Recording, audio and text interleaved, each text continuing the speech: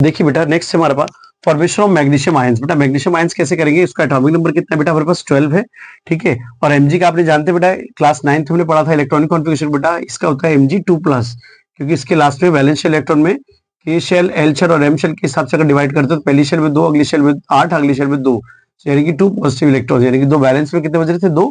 तो बेटा magnesium atom से अब आयंस कैसे फॉर्मेशन होगा, सी जब मैग्नीशियम को बेटा माइनस कर देंगे कितने इलेक्ट्रॉन्स में से 2 इलेक्ट्रॉन निकाल दिए तो क्या बन जाएगा Mg2+, यानी कि बेटा इसमें से 2 निकल गए, अब ये मैग्नीशियम 2+ आयन बन गया, ठीक है।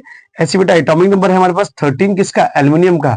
इसको बेटा एटम से आयंस कैसे बनाएंगे भाई, एल्युमिनियम में 3 नेगेटिव कर देंगे, माइनस कर देंगे बेटा यहाँ, तो क्या हो जाएगा Al3+। प्लीज इसको कॉपी करें बेटा, फिर आगे चलते हैं नेक्स्ट, ठीक है। सी बेटा इलेक्ट्रॉन डॉट स्ट्रक्चर आपके में 110% पूछेगा, कोई ना कोई एक कॉन्सेप्ट में से कोई एक जरूर आएगा, एक या दो आ सकते हैं। सो लेट्स सी क्या है बेटा, फ्लोरीन। फ्लोरीन लिया बेटा हमने, फ्लोरीन का सिंबल होता है F, एटॉमिक नंबर होता है 9। अगर इलेक्ट्रॉनिक कॉन्फ़िगरेशन के हिसाब से तोड़ते हैं तो कितना बनता है बेटा, K शेल L शेल में कितना जाएगा, 7 को जब ब्रेक 9 को ब्रेक करेंगे 2 और 7, ठीक है बेटा। और फ्लोरीन का जो इलेक्ट्रॉन डॉट स्ट्रक्चर है कुछ इस टाइप से बनेगा बेटा, और फ्लोराइड आयन कहलाएगा। देखो बेटा क्या है, जो 7 लास्ट से वैलेंस इलेक्ट्रॉन है हमें उन्हीं को देखना होता है हमेशा।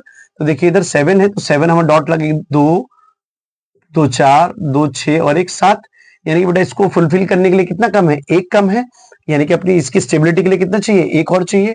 सो हमने क्या किया 7 के, यानी कि 7 है total, we need of 8 electrons.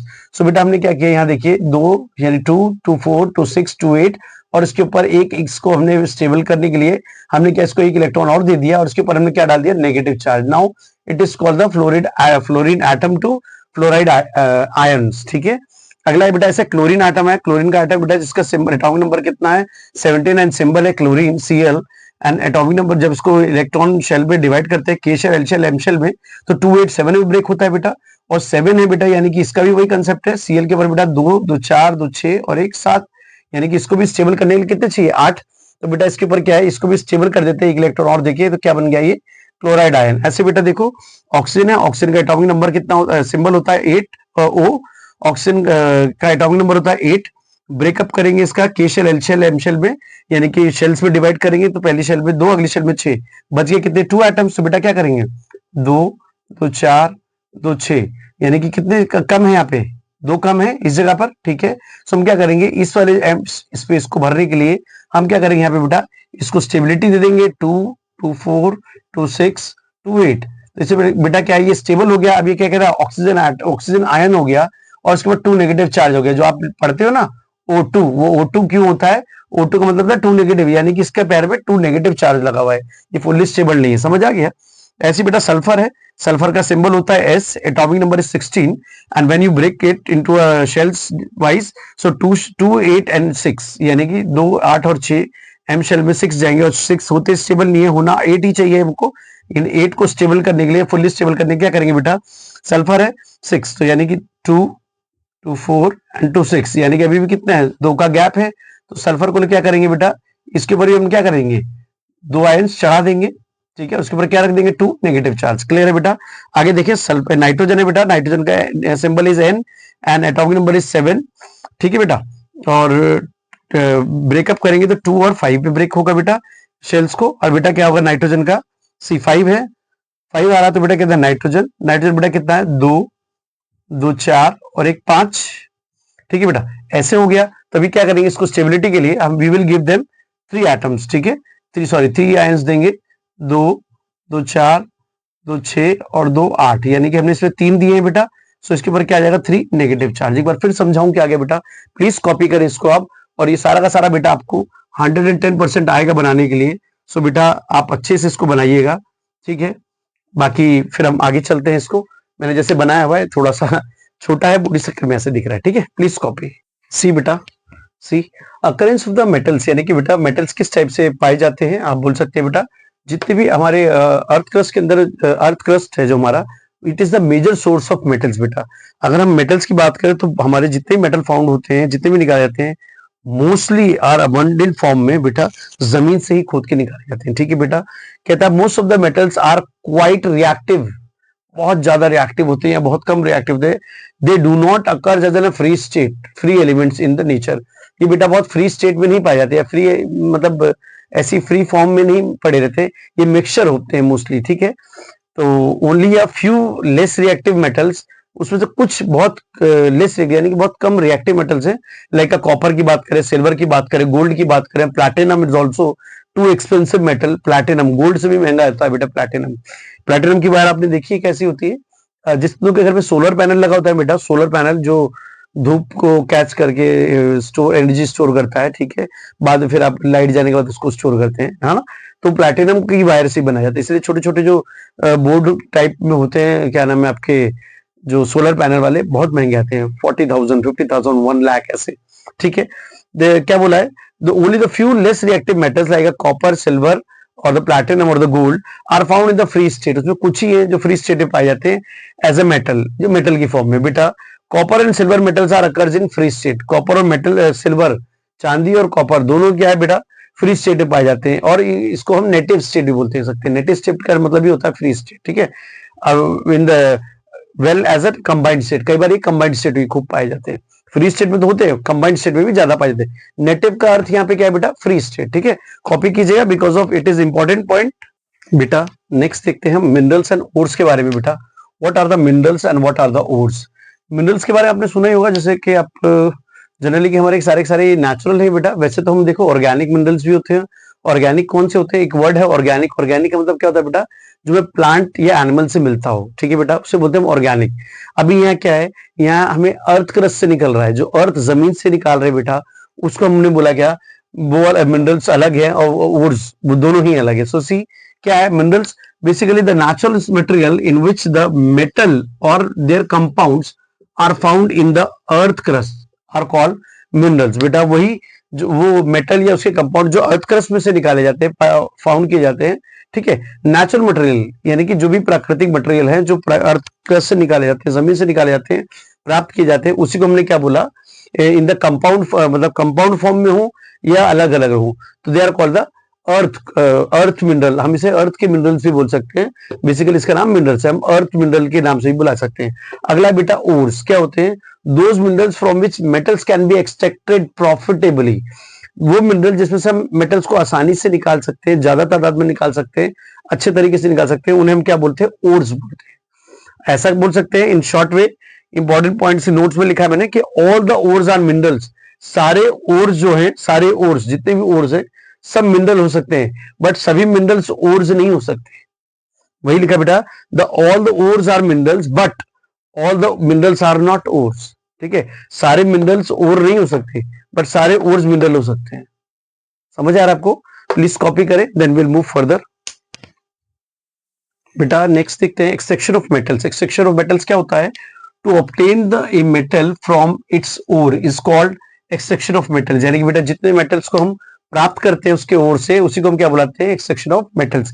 ये बेटा एक प्रोसेस है, एक तरीका है, किस टाइप से हम मतलब मेटल्स को प्राप्त करने का एक तरीका है। जैसे मेटल को अलग कर दे हम मिक्सचर में से, ठीक है, तो वहां बोला है to obtain a metal from its ore, यानी कि मेटल को हम ऑब्टेन करते हैं उसके ओर से, उसको क्या बुलाते हैं हम, एक्सट्रैक्शन ऑफ मेटल। सेकंड बेटा the various process in which it involve in the extraction of metal from their ores and refining are known as ना मेटलर्जी। मेटलर्जी किसे बुलाते हैं, एक ऐसा प्रोसेस जिसके अंदर क्या करते हैं हम, एक्सट्रैक्शन ऑफ मेटल्स की बात कर रहा है, extraction of metal from their ores and refining are known as a metallurgy. Metallurgy अगर आप कई बार डिफाइन करने के लिए आता है एग्जाम में कि what is metallurgy, so you have to be explain it. हाँ, सेकंड है इसके नीचे बेटा कि किस टाइप से मेटलर्जी का जो प्रोसेस होता है उसके वो किस टाइप से किया जाता है। So by the concentration of the ores, enrichment of ores, ठीक है, एनरिचमेंट करते हैं उस ओर का, क्या है, conversion of concentrated into metals. जितना बेटा कंसंट्रेटेड ओर्स है इनको मेटल में कैसे कन्वर्ट किया जाता है, एंड रिफाइनिंग यानी कि of impure metal, impure metal की किस टाइप से रिफाइनिंग की जाती है। इसको प्रोसेस को बेटा ये आप ज्यादा डिटेल में जानना चाहेंगे तो क्लास 12th में पढ़ने को मिलेगा। अभी आपको अगर गलती से आपको साइंस नंबर अच्छे आकर और गलती से आपको साइंस मिल जाती है तो ठीक है, प्लीज कॉपी करें इसको, ठीक है। देखेंगे बेटा obtaining the metals in the low in reactivity series. बेटा मेटल को किस तरह से हम लो रिएक्टिविटी सीरीज में कैसे गेट करते हैं यानी प्राप्त करते हैं। These metals can be obtained by heating the ore in the air at a high temperature। बेटा यानी कि वो ओर्स होते हैं जिनको बेटा क्या करते हैं हम हीट करके, यानी कि हाई टेम्परेचर पे हीट करके हम प्राप्त करते हैं ओर में से, ठीक है। जैसे कि एग्जांपल में दिया जाए आपको मरकरी, बेटा मरकरी फ्रॉम सिनाबार, सिनाबारिक कंपाउंड बेटा उसमें से कैसे मरकरी कैसे निकाली जाती है बेटा, सी व्हेन द सल्फाइड को बेटा हीट किया जाए, सल्फाइड को अगर आप हीट करते हैं विद ऑक्साइड, ठीक है, सल्फाइड को हीट करते हैं तो ऑक्साइड बनाता है, ऑक्साइड के साथ में बेटा जब उसको फर्दर हीट करते हैं तो क्या बनाएगा बेटा, मेटल फॉर्म करेगा, यानी कि सल्फर फॉर्म करेगा, प्लस में बाद में हीट करके इसको हम रिफाइनिंग करने के लिए प्रोसेस में भेज देते हैं, ठीक है, वहां से हमको प्राप्त हो जाता है। ऐसा अगला एक एग्जांपल समझे तो बेटा ये मरकरी, मरकरी ऑक्साइड जो आपके मरकरी होती है, अभी हर्जेंटम सल्फाइड जैसे बोले आपको, मरकरी सल्फाइड यानी कि सल्फर के साथ में किसी मेटल को मैंने डाला, फॉर एग्जांपल ये मेरा मेटल है, इसके साथ में सल्फाइड और डला हुआ है, ठीक है, इसको मैंने हीट किया बेटा तो क्या बनाया, मैग्नीशियम सल्फर, क्या नाम है आपका, हर्जेंटम ऑक्साइड, यानी कि बेटा मर्क्यूरिक ऑक्साइड, क्या बनाया बेटा इसने, मर्क्यूरिक ऑक्साइड, ठीक है। अभी इसको क्या किया गया फर्दर, इसको बेटा और हीट किया गया, हीट करने बेटा ऑक्सीजन निकल गई, क्या बन गया, अकेला प्योर मरकरी मिल गया बेटा, ठीक है, ये उसका एग्जांपल है। और ये किसे मिला बेटा, प्योर स्टेट में मिला, किसके अंदर मिला बेटा, प्योर स्टेट में, यानी कि Hg प्राप्त हुआ, ठीक है। प्लीज कॉपी करें, किस टाइप से बनाया जाता है, इसको वेरी इंपॉर्टेंट पूछा जाता है प्रोसेस, ठीक है। देखिए बेटा नेक्स्ट है extracting of the metals in the middle activity series, बेटा मिडिल एक्टिविटी सीरीज के अंदर किस टाइप से एक्सट्रैक्टिंग की जाती है मेटल्स की, तो बेटा उसमें क्या लिखा है, देखिए इधर, मेटल्स और are heated strongly in the excess of air, यानी कि ज्यादा से ज्यादा एयर है बेटा, जिन मेटल्स को हीट किया जाता है उस प्रोसेस को हम रोस्टिंग प्रोसेस बोलते हैं, क्या बोलते हैं हम, रोस्टिंग। ये एग्जाम का बेटा 3 मार्क्स का क्वेश्चन है, 3 to 4 मार्क्स का क्वेश्चन है, 110% पूछा जाने वाला क्वेश्चन है बेटा, इसे प्लीज कॉपी कर लीजिएगा, very very important point, very very important point, CBSE दबा के पूछता है इस क्वेश्चन को, ठीक है, इसलिए फिर से बोल रहा हूं आपको इंपॉर्टेंट है। रोस्टिंग और कैल्सिनेशन में क्या डिफरेंस है, बहुत पूछा जाता है, तो बेटा क्या बोला आपने एक लाइन में, sir those metals ores which heated strongly in the excess of air are called the roasting, ठीक है बेटा। अगर जिंक सल्फाइड को in the combination of the twice of oxygen in the presence of the oxygen will heat up, then we'll get the zinc oxide, क्या बनाता है बेटा, zinc oxide मिलेगा and twice of sulphur dioxide, ठीक है बेटा। अगर जिंक सल्फाइड को ऑक्सीजन की प्रेजेंटेशन में हीट करेंगे तो क्या बनाएगा, जिंक ऑक्साइड प्लस में सल्फर डाइऑक्साइड, ये गैस बनके रिलीज हो जाएगा। आगे बेटा अगर मेटल के ओर को हीट करते strongly in the limited supply of oxygen, ध्यान से सुनिए बेटा, यहाँ पे एक्सेस ऑफ एयर है बेटा और यहाँ पे लिमिटेड सप्लाई ऑफ एयर है, ध्यान से समझिए, यहाँ लिमिटेड है, यहाँ देखिए excess of thrice of O2 is given, यहाँ पे नो ऑक्सीजन, यानी कि ऑलरेडी इट्स गिवन, थोड़ा बहुत है यहाँ पर एक्सेस का मतलब बहुत अधिक होता है, और यानी कि लिमिटेड या स्ट्रॉन्ग, लिमिटेड का मतलब होता है ना के बराबर देना, और उसको हिट करने बेटा क्या बनाया, जिंक ऑक्साइड प्लस में कार्बन डाइऑक्साइड, ठीक है, तो ये पेयर फॉर्म बाद में हमको ये प्राप्त हो जाता है, समझ आ गया, इधर से ये जिंक ऑक्साइड प्राप्त होता है। समझाऊं कि आगे बेटा, प्लीज कॉपी करें, देन हम आगे मुड़ते हैं अगले टॉपिक के ऊपर। रिएक्टिविटी सीरीज के अंदर बेटा जो मिडिल एक्टिविटी सीरीज है उसमें हम देखेंगे क्या, highly reactive metals are like the sodium, calcium and aluminiums are used to displace the metal of the lower activity series from their compound, यानी कि बेटा जो लोअर एक्टिविटी सीरीज के अंदर जो कंपाउंड रखे उसके अंदर सोडियम, कैल्शियम और एल्युमिनियम का बहुत बड़ा रोल है कि किस तरीके से वो क्या करते हैं, डिस्प्लेस करते हैं, ठीक है बेटा। जैसे कि एग्जांपल देखते हैं, एक मैग्नीशियम ऑक्साइड है बेटा, मैंगनीज ऑक्साइड सॉरी, ठीक है, मैंगनीज ऑक्साइड के साथ में एल्युमिनियम जब हिट किया गया बेटा, उसको हिट किया लगा तो मैग्नीज अलग हुआ बेटा, एल्युमिनियम ऑक्साइड अलग हो गया, प्लस में हीट निकली, ठीक है। ऐसी बेटा Fe2O3 के साथ में यानी कि आयरन ऑक्साइड, फेरस ऑक्साइड जिसे बोलते हैं हम, साथ में एल्युमिनियम के साथ फिर से रिएक्ट कराया बेटा, उसको हल्का सा हिट किया, क्या बना, आयरन अलग हो गया बेटा और एल्युमिनियम ऑक्साइड अलग हो गया, प्लस में हीटिंग इफेक्ट, साथ में हीट निकली। इसी प्रोसेस को बेटा हम रेलवे ट्रैक्स जो होते हैं उनको ज्वाइन करने के लिए भी किया जाता है, ठीक है। This is the reactivity and this process known as बेटा thermite reaction. This reaction is also called thermite, THERMITE, thermite reaction। बेटा मैं R इंटू में N लिखता हूँ, इसका मतलब होता है रिएक्शन, ये लिखूं चाहे R इंटू में N लिखूं, इसका मतलब सेम ही होता है, प्लीज, हाँ, क्योंकि ज्यादा बड़ा ना हो तो इसलिए मैं इन शॉर्ट कर देता हूँ, प्लीज कॉपी करें। सी बेटा कोरोजन के बारे में है, कुछ कोरोजन क्या होते हैं, जनरली आपने देखा होगा बेटा, अभी मौसम जैसे कि अभी ठंडा मौसम है, फिर बाद में गर्म आएगा, फिर बरसात का मौसम है, ठीक है, पतझड़ का अलग अलग, मतलब हमारे क्षेत्र को जैसे बोला जाए कि ऑटम बहुत तरीके से आते रहते हैं, ठीक है, अलग अलग सीजन्स वेदर्स होते रहते हैं।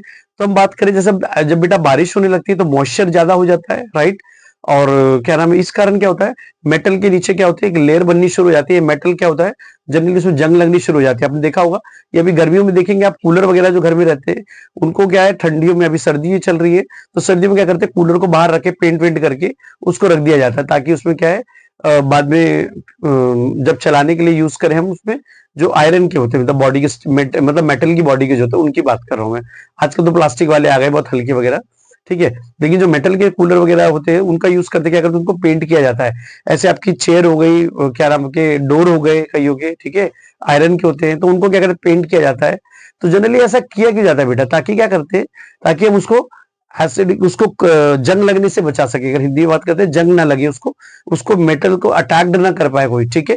तो मेटल अटैक किस तरीके से होता है बेटा, जैसे कि मॉइस्चर हो गया, ठीक है, एसिड हो गया, अगर एसिड डाल के रखेंगे मेटल के अंदर तो उसे भी वो ईट अप करता रहता है, उसको खाता रहता है डे बाय डे, समझ आया, डे बाय डे उसको फिनिश करता रहता है। तो उसको भी नहीं करना, क्या नाम है, वाटर हो गया, पानी में डाल के रखिए मेटल के अंदर, देखिए उसको क्या क्या रिएक्शंस होती रहती हैं, ठीक है। सो इन सब चीजों के प्रोसेस चलते रहते हैं, तो उसको बोल सकते हैं कि ये भी एक तरीका है कोरोजन होने का या रस्टिंग होने का, ठीक है। सो हम इसको सिंपल सी लैंग्वेज में समझे, चाहे आप तो वो जो बोर्ड में लिखी हुई है मैंने वो वाली लैंग्वेज कर, दोनों में से कोई भी यूज कर सकते हैं। अगर मैं अपनी बताता हूं तो सिंपल सी भाषा में समझाऊं कि when the metal is attacked by such as the air, moisture or the acid, they start to corrode and this process is known as a corrosion. corrosion किसे बोलते हैं बेटा, जब मेटल को ईट अप होना शुरू हो जाता है, यानी खाना शुरू हो जाता है उसके इसके द्वारा, by the acid, by the by the moisture, by the water, so they start to corrode, ठीक है। So let's see what we have written here.